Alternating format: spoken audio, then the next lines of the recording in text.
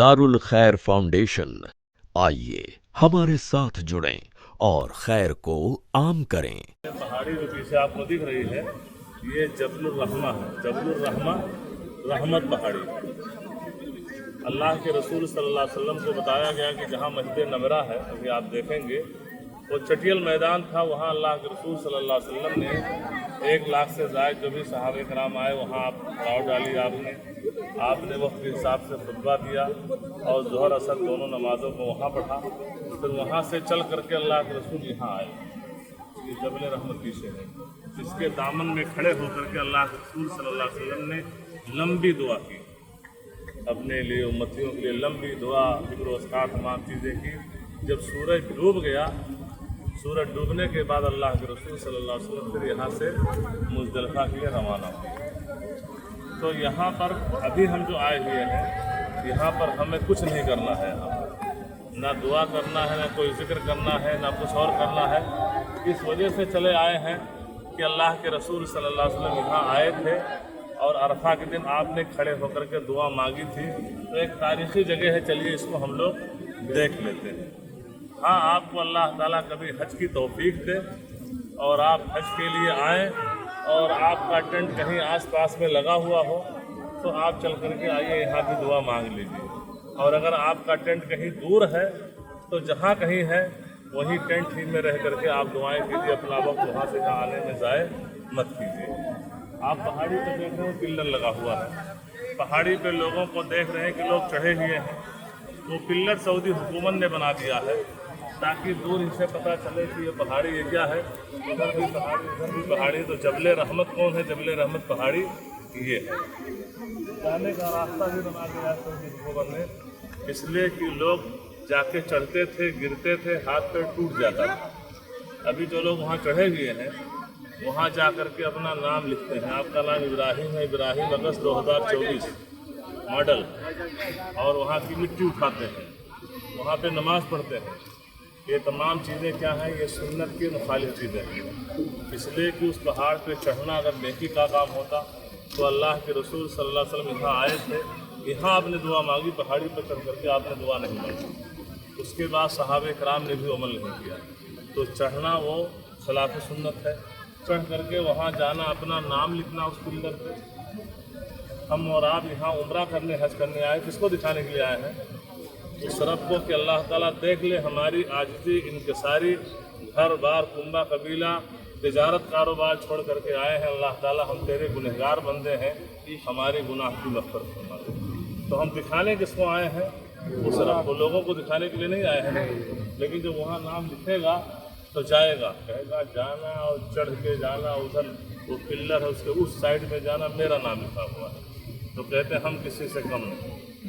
तो आए तो ये भी आए, अपना नाम इब्राहिम अगस्त 2025 या जो भी है वो लिख करके चले गए। तो ये सिलसिला जारी रहता है। तो इसमें क्या है? रियाकारी है।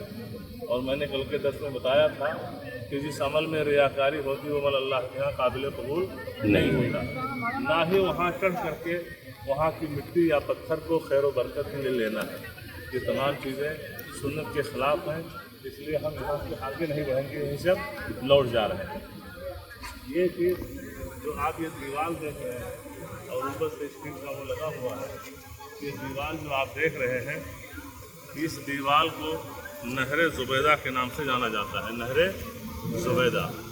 ज़ुबैदा ये अब्बासी खलीफा हारून रशीद की बीवी थी और ये 164 हिजरी में, आज अभी कितना चल रहा है? 1445। तो कितने साल हो गए? तकरीबन 1500 साल, हाँ, आसपास में। तो 164 हिजरी में वो हज करने के लिए आई हुई थी। भाई बादशाह की बीवी थी। तो देखा मिना, मुज़दलिफ़ा, अरफ़ात में हाजी लोग पीने की पानी के लिए तरस रहे हैं, पीने के लिए पानी, उनको बड़ी परेशानी हो रही है। तो उस खातून ने एक नहर खुदवाया। कहा कि हाजियों को ये देख करके कि हाजी पानी के लिए तरस रहा हो, अल्लाह का मेहमान है, तो उसने जारी किया नहर। और नहर ये जो खुदवाया, ये वादी नोमान, जब मक्का से हम ताइफ जाएंगे तो मक्का से ताइफ जाते हैं तकरीबन 16 या 18 किलोमीटर की दूरी पर या उससे भी कुछ ज़्यादा, रास्ते में एक वादी है जिसका नाम वादी नोमान था।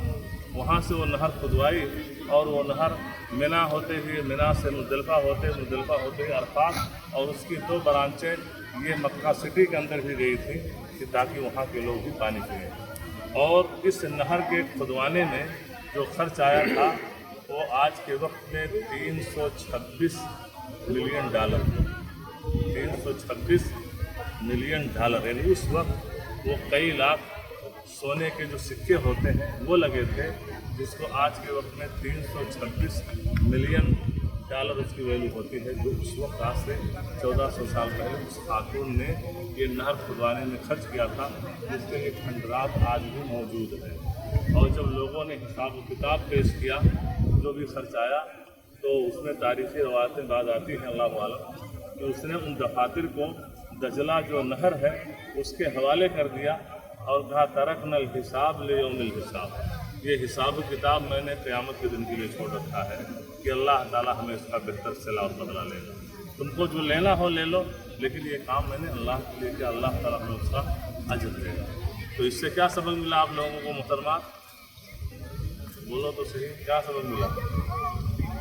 کہ شوہر دیندار ہو، شوہر اگر دنیا دار ہو اور شوہر بزنس مین فیکٹری کا مالک ہے تو 5 اور 10 لاکھ کا آپ جوڑ بنوائیں گی، ہر شادی حال میں الگ الگ جب جائیں گے فنکشن بدل کر کے اور پہنچتے فوراً نقاب نکل گیا، سب نکل گیا کہ دیکھ لو میرا جلوہ، یہی کریں گے؟ کیا کریں گے؟